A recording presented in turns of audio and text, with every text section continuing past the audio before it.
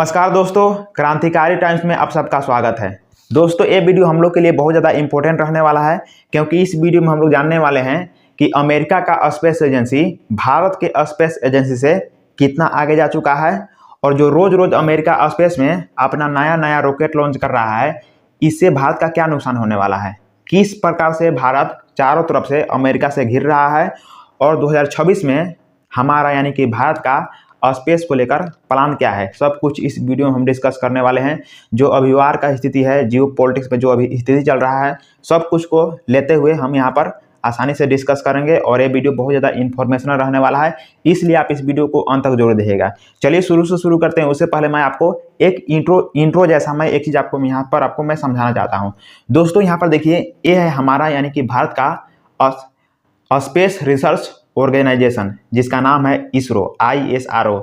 इसका जो annual budget 13,706 crore. ध्यान दीजिए, इसरो का एनुअल बजट है 13,706 करोड़ रुपया है, यानी कि $1.48 बिलियन है। और यहाँ पर देखिए, ये है अमेरिका का स्पेस रिसर्च ऑर्गेनाइजेशन, जिसका नाम है नासा, NASA। ये दुनिया भर में बहुत फेमस है, और इसका जो एनुअल बजट है 2,27,000 करोड़ रुपया। और यहाँ पर देखिए, सबसे अजीब बात है, यहाँ पर देखिए, ये है अमेरिका का एक बिजनेसमैन जो दुनिया भर में बहुत पॉपुलर है, और जिसका जो सनक चढ़ा हुआ है स्पेस में जाने को लेकर, मार्स में अपना घर बनाने को लेकर, मार्स में दुनिया को बसाने को लेकर, ये है इलोन मस्क का जो यहाँ पर स्पेस रिसर्च ऑर्गेनाइजेशन है, जिसका नाम है स्पेस एक्स।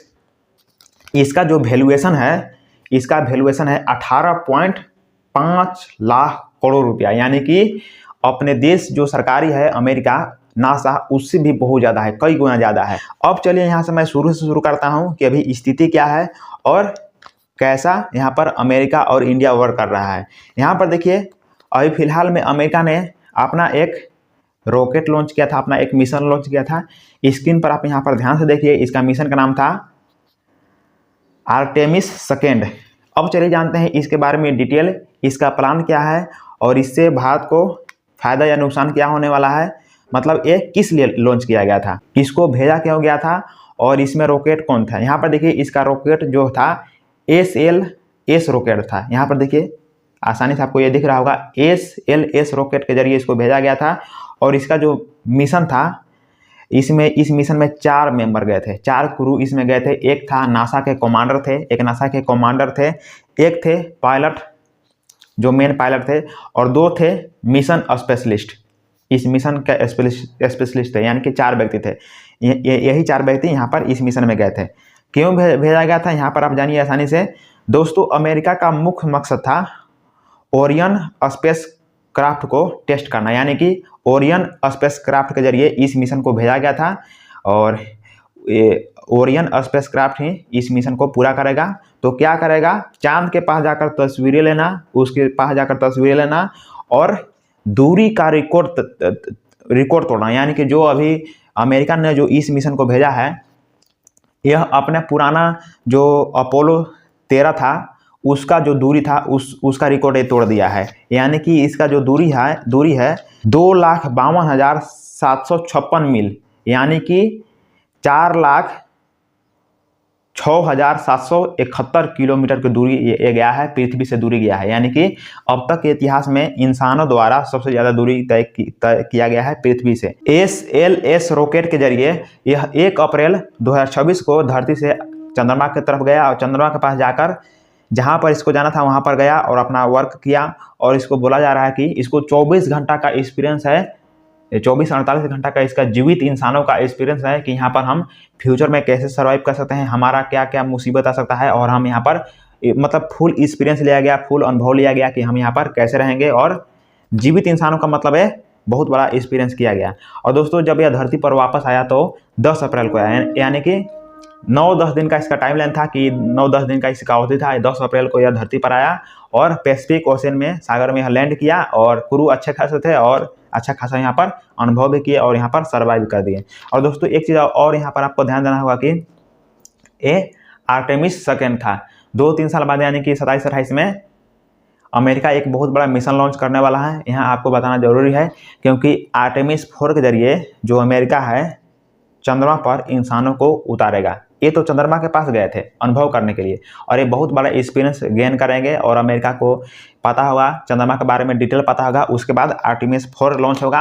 आर्टेमिस 4 चंद्रमा पर लैंड करेंगे और इसका मकसद होगा चंद्रमा को पूरी तरह से एक्सप्लोरेशन करना, पूरी तरह से चंद्रमा को एक्सप्लोर कर देगा। उसके बाद चंद्रमा पर अमेरिका अपना बेस बनाना चाहता है, तो चंद्रमा पर अमेरिका अपना बेस इसके जरिए बनाएगा। आपको पता होगा कि अभी ईरान वार चल रहा है, तो ईरान अमेरिका के दूसरे देशों में जो बेस मौजूद है मिडिल ईस्ट के देशों में, गल्फ कंट्री में, वहाँ पर अटैक कर रहा है, अमेरिका को बहुत नुकसान कर रहा है। तो दूसरे देशों में तो अमेरिका बेस अपना बना ही चुका है, अब यह चंद्रमा पर भी अपना बेस बनाना चाहता है। तो आर्टेमिस 4 के जरिए अपना बेस को, जो मिशन है बेस बनाने की मिशन पूरा करेगा। अब चलिए यहाँ पर जानते हैं स्पेस एक्स के बारे में। स्पेस एक्स फॉल्कन 9 रॉकेट से हर हफ्ते 2 से 3 रॉकेट यह लॉन्च कर रहा है इलोन मस्क, यानी कि दनादन लॉन्च कर रहा है, रेगुलर बेस पर लॉन्च कर रहा है और लॉन्च किए जा रहा है। अपने देश का जो बहुत बड़ा संस्था है नासा, उसको भी यह पीछे छोड़ चुका है। दोस्तों, हम भारत में रहते हैं, आपको पता होगा कि पिछले 2-3 सालों में हमने कुछ नोटिस किया है। जब रात में छत पर हम लोग जब बैठे होते थे तो देखते थे कि आसमान में कुछ ट्रेन जैसा जा रहा है और बहुत बोगी जैसा, मतलब बना हुआ 1, 2, 3 डिब्बा जैसा और जा रहा है। तो क्या था वो? इसी का था। एलन लॉन्च किया था, स्टारलिंक सैटेलाइट को लॉन्च किया था। इसका मकसद यही था कि दुनिया भर में नेटवर्क को पहुंचाना था। मतलब अभी यह बिल्ड कर रहा है, दुनिया को चारों तरफ से घेर रहा है। अमेरिका, नासा और जो स्पेस है, ये दोनों मिलकर दुनिया को चारों तरफ से घेर रहे हैं, क्योंकि उनका आवश्यकता यही पूरा करेंगे, जब ऑन करेंगे, जब चाहेंगे स्विच ऑफ करेंगे। इनका ही काम यहाँ पर चलने वाला है। अब चलिए, एलन मस्क का जो मकसद है ये किसी के आगे छुपा नहीं है। इसका जो मेन मकसद है मानव जाति को मल्टी प्लैनेटरी बनाना, यानी कि दूसरे ग्रह स्पेस में मानव जाति को इसका बसाना, इसका मेन मकसद है। और यह बहुत जल्दी मकसद पूरा करने वाला है एलन मस्क। ये बहुत, जितना यह जोर शोर से यह अभी एक्टिव है, बोल रहा है कि बहुत जल्दी यह मकसद अपना यह पूरा करने वाला है। अंतरिक्ष के अलग अलग कक्षाओं में अलग अलग मिशन को अंजाम दे रहा है। ये है मार्स का सतह। मैंने फिलहाल इस फोटो को लिया था, बहुत इंपॉर्टेंट फोटो है। यहाँ पर देखिए, ये मार्स का सतह है, मार्स का, मंगल ग्रह का। बेहद ठंडा, सूखा और विशाल रेगिस्तान जैसा होता है। यहाँ पर आपको ध्यान देना होगा कि इसमें हमारा पृथ्वी जैसा वायुमंडल नहीं है। तो जो अंतरिक्ष से जो उल्का पिंड आते हैं, वह डायरेक्ट बिना मतलब जले, बिना नष्ट हुए इससे टकराते हैं।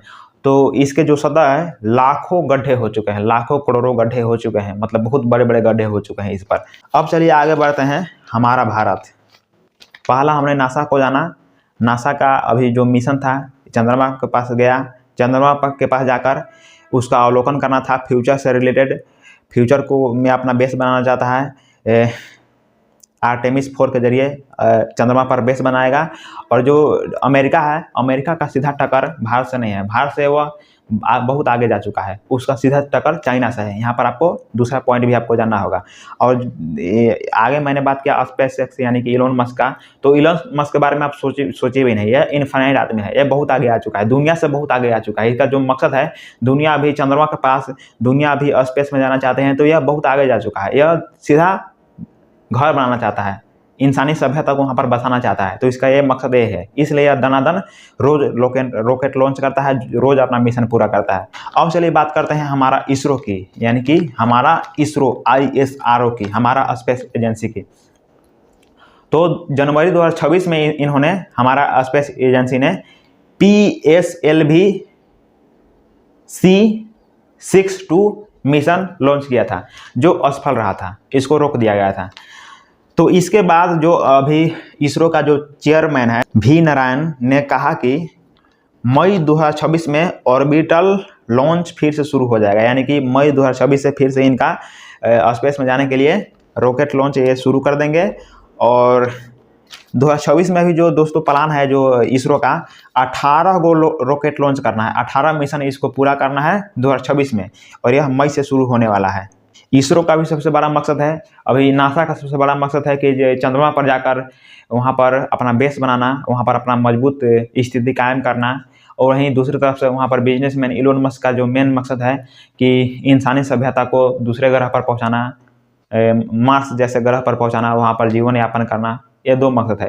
लेकिन हमारा इसरो का सबसे दोस्तों बड़ा मेन मकसद अभी ये है कि खुद का इंटरनेशनल स्पेस स्टेशन बनाना है। यानी कि अभी जो इंटरनेशनल स्पेस स्टेशन जिसके बारे में आप जानते हैं वो मुख्य रूप से 5 संस्थाओं के अंतर्गत आते हैं, यानी कि नासा, रोस्कोसमोस जो रूस का है स्पेस एजेंसी, ईएसए जो यूरोपीय स्पेस एजेंसी है, और चौथा JAXA जो जापान का स्पेस एजेंसी है, और पांचवा CSA जो कनाडा का स्पेस एजेंसी है। ये पांचों के अंतर्गत ये अभी फिलहाल हम जो देखते हैं, जिसके बारे में हम सुनते हैं, इंटरनेशनल स्पेस एजेंसी स्टेशन ये आता है। लेकिन भारत का ही मेन मकसद है, शायद जो अगले साल और अभी जो वर्क कर रहा है इसका भारत का ही हमारा मेन मकसद है कि खुद का भारत अपना इंटरनेशनल स्पेस स्टेशन बनाने का भी भारत का बहुत बड़ा मकसद ये अभी रहने वाला है। तो फिलहाल इस वीडियो में इतना ही और आपसे मिलते हैं अगले वीडियो में। धन्यवाद।